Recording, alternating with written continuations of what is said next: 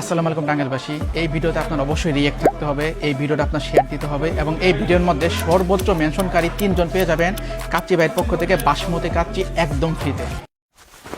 টাঙ্গাইল কাচ্চি ভাই রেস্টুরেন্টে চলছে কাচ্চি ফেস্ট নামক একটি ইভেন্ট। পুরো অক্টোবর মাস ধরে কাচ্চি ভাই চলবে কাচ্চি ফেস্ট। আচ্ছা, কাচ্চি ফেস্ট জিনিসটাকে আমি আপনাদের বলে দিই। কাচ্চি ফেস্টে যেখানে নর্মালি কাচ্চি ভাই কিন্তু কাচ্চিতে কোনো ডিসকাউন্ট রাখে না। আপনারা 10 প্লেট নেন, 30 প্লেট নেন, তারা কোনো ডিসকাউন্ট রাখে না। কিন্তু এখানে প্রতি প্লেট কাচ্চিতে 20 টাকা করে আপনার ডিসকাউন্ট পেয়ে যাবেন। যত খুশি তত পুরো অক্টোবর মাসব্যাপী আপনারা যদি প্রায় 10টা কাচ্চি নেন, প্রায় আপনাদের এখানে 200 টাকার মতো সেভ হচ্ছে।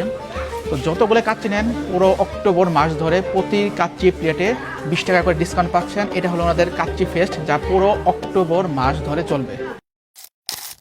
কাচ্চি ভাই রেস্টুরেন্ট আমার কাছে পছন্দ হওয়ার সব থেকে মূল কারণটি হচ্ছে ওনাদের মাটন। ওনাদের মাটনটা আমার কাছে সব থেকে বেশি মজা লাগে, এত নরম এবং এত জুসি হয়ে থাকে, যেটা বাসমতি চাউল দিয়ে খেতে পুরা 100তে 100 লাগে আমার কাছে। কাচ্চি ভাইয়ের মাটনের পিস, মশলাযুক্ত ঘ্রাণ, এক কামড়ে হারিয়ে যায় মন, ভরে যায় প্রাণ। তবে এবার কাচ্চি ভাই টাঙ্গাইল ব্রাঞ্চ ওনাদের কাচ্চি ফেস্ট নামক ইভেন্টে খাবারের কোয়ালিটির কিন্তু অবশ্যই ধরে রেখেছে, যে বিষয়টি অবশ্যই প্রশংসার দাবিদার।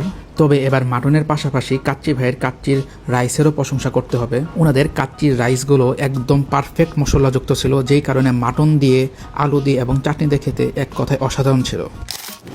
কাচ্চি ভাই টাঙ্গাইল ব্রাঞ্চে ওনাদের মালাই লাচ্ছিটা এক প্রকার আমার ইমোশন বলতে পারেন। ওনাদের মালাই লাচ্ছিটা আমার খুবই পছন্দের একটি লাচ্ছি। যেখানে নর্মালি বাইরে প্রায় 80 থেকে 100 টাকায় লাচ্ছি পাওয়া যায়, সেখানে কাচ্চি ভাই মালাই লাচ্ছি পেয়ে যাবেন মাত্র 100 টাকায়।